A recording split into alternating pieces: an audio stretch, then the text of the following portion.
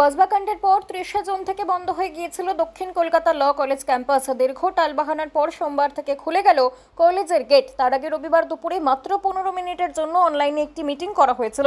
সেখানে নিরাপত্তা জোরদার করার বিষয়ে একাধিক সিদ্ধান্ত গৃহীত হয়েছিল।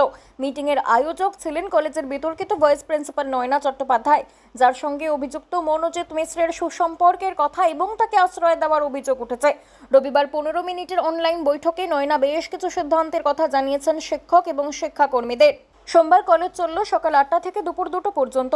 এরপর শিক্ষক, অশিক্ষক, ছাত্রছাত্রী সকলকে কলেজ ছাড়তে হলো। প্রথম সেমিস্টারের ফর্ম ফিল আপ করা যাচ্ছে সকাল 10টা থেকে বেলা 12টা পর্যন্ত। আপাতত LLM কোর্সে থাকা ছাত্রছাত্রীদেরই ক্লাস শুরু হলো। BA LLB কোর্সের ক্লাস আপাতত শুরু হচ্ছে না, তবে ওই কোর্সের চতুর্থ, ষষ্ঠ এবং অষ্টম সেমিস্টারের ছাত্রছাত্রীরা তাদের প্রজেক্ট পেপার জমা দিতে কলেজে আসতে পারবে। মঙ্গলবার থেকে চতুর্থ সেমিস্টারের পড়ুয়ারা কলেজে আসবেন, বুধবার আসবেন ষষ্ঠ সেমিস্টারের পড়ুয়ারা, আর বৃহস্পতিবার আসবেন অষ্টম সেমিস্টারের পড়ুয়ারা। এভাবে ভাগাভাগি করেই ক্লাস চলবে। প্রত্যেককে নিজের পরিচয়পত্র দেখিয়ে কলেজে ঢুকতে হবে।